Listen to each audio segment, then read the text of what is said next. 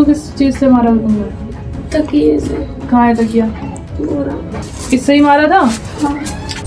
सुबह के 4 बज रहे थे। गौरी रोते बिलखते अपने ससुर जी को कॉल करके बोलती है कि वो अब इस दुनिया में नहीं रहे। गौरी के पति लवकेश ने पंखे से साड़ी का फंदा बनाकर सुसाइड कर लिया था। गौरी का रो रो कर बुरा हाल था। घर वाले भी क्या करते, उन्होंने भी पुलिस को बिना बताए उसी दिन लवकेश का अंतिम संस्कार कर दिया। 11 फरवरी को घर में शांति पाठ था। उसमें आस पड़ोस की महिलाएं भी थी और महिलाएं तो सीआईडी से भी तेज होती, उन्हें तो सब कुछ जानना होता है। वो बार बार गौरी से पूछे कि उस रात क्या हुआ था, वो ऐसा कैसे कर सकता है। वो जैसे जैसे गौरी से सवाल पूछे, गौरी उसका ऊट पटांग और अटपटा सा जवाब देती जो कि महिलाओं के पेट में न पचती। अब उनका शक गहराया। उन्होंने लवकेश के पिता से इस बारे में चर्चा करी, जिसके बाद उन्हें भी याद आया कि जिस वक्त लवकेश फंदे पे लटका था उसका पैर तो जमीन से टच हो रहा था, तो उसका दम घुटने से कैसे मौत हो सकती है। अब परिजनों ने गौरी से सख्ती से पूछताछ करी, जिस पर गौरी फूट फूट कर रोने लगती है और उस रात का पूरा सच बताती है। दरअसल लवकेश और गौरी की शादी 4 साल पहले होती है।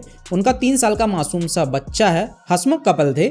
लवकेश की जो माँ है वो अब इस दुनिया में नहीं है और जो पिता है वो शहर में रहकर बिजली मिस्त्री का काम करते हैं। लवकेश भी अपने पिता के साथ बिजली मिस्त्री का काम करता था। वो सुबह घर से निकल जाता और देर रात शहर से गांव वापस आता। दिन भर घर पर गौरी अकेली रहती है, तो घर पर कुछ भी काम लगता तो लवकेश का चचेरा भाई सुंदर आकर करवा दिया करता। लवकेश तो घर पर रहता नहीं था, तो धीरे धीरे गौरी और सुंदर के बीच नजदीकियां बढ़ने लगी। पहले तो सिर्फ काम के सिलसिले में मिलते थे, फिर अक्सर दोनों साथ ही दिखाई पड़ते। गाँव वाले भी शक न करते, भाभी देवर का रिश्ता था। भाभी तो माँ समान होती है, लेकिन इन दोनों के बीच तो कुछ अलग ही चल रहा था।